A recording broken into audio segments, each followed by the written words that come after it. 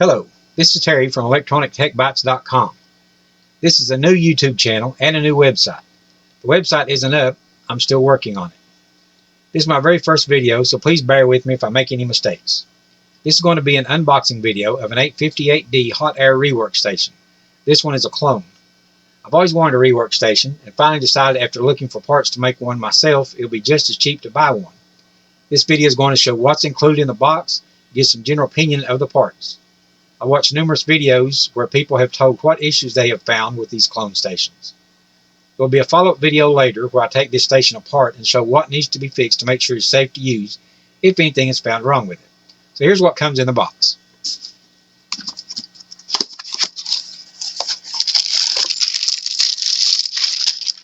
You get the hot air gun, or the wand as some people call it, the cradle,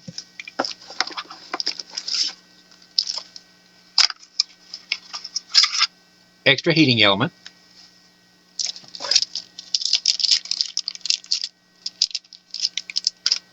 an IC removal tool. This just slides up under that screw like that. You get 3 tips. That's the small.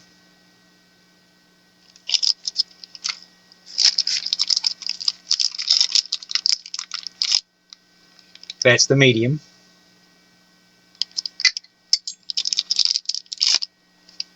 That's the large. You get 2 pair of tweezers. That's the straight nose. The bent nose.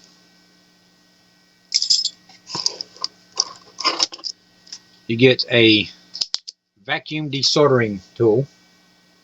Be careful with these. If they're not screwed together good, they could fly apart. I had this happen to one I've got laying over there. You don't want solder flying everywhere. You get a 10-page manual. The first 5 pages of this are in Chinese. I know that's hard to see. Sorry about that. And then the other 5 pages are English.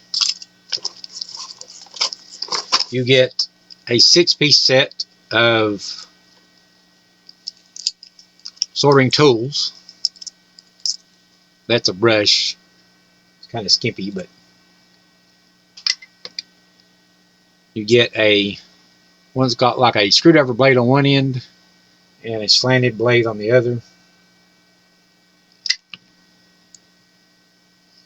You get, this is the round pointed tip, and this end is squared off. It's kind of hard to see that. You get 2 different curved tips for like cleaning holes out or pulling things out. This one is probably my favorite. I've actually got a couple of other ones of this. You can put a resistor lead in there or diode and give it a slight twist, and it'll put a 90-degree bend in the lead. The other one is just like a little fork type deal you can put under components and get them out.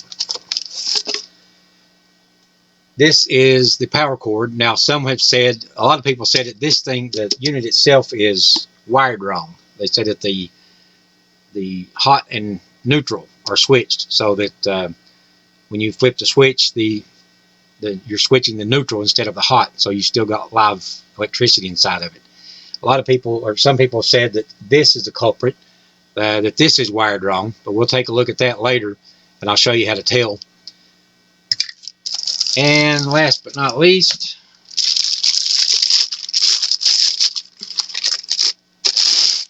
at the soldering station itself, your power cord goes in here. You got a fuse here, and this is a 110 volt model. I don't know how to pronounce that name.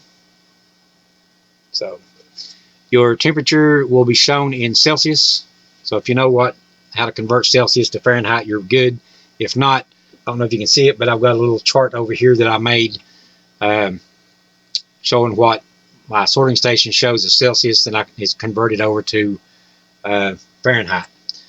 This adjusts your airflow. This little dial here. This is your temperature up, temperature down. Your one, of course, plugs in here. Switch goes there. And this, if you need to calibrate it, there's a little rubber thing in here. You take that out, and there's a variable resistor under there, and you can adjust it. A lot of people will adjust their soldering irons and these things with, they'll take their multimeter and use the little temperature sensor that comes on it, and they'll put it in front of the gun and let air blow on it and adjust it. Now, be careful if you do that. I've heard of some people will do that with their irons like this, and they'll mess the tips up and burn the element up and things, so just be cautious of that.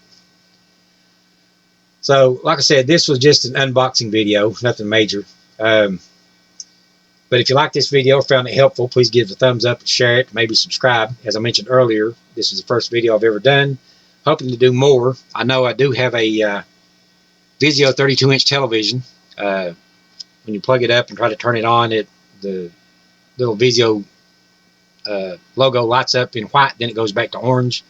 And from what I've read, there's a issue with it, with the EEPROM. So I'm going to try, I've got one of those, I'm going to try to fix it. The video where I take this apart and look at it and find out what's wrong with it is coming up soon. So just be watching for that. Just want to say thanks. I would say I'd see you in the next one, but I won't. I don't know why other people say they'll see you in the next one, because they can't see you. So I'm just going to say I can't see you. You'll see me next time. So till then, thanks for watching.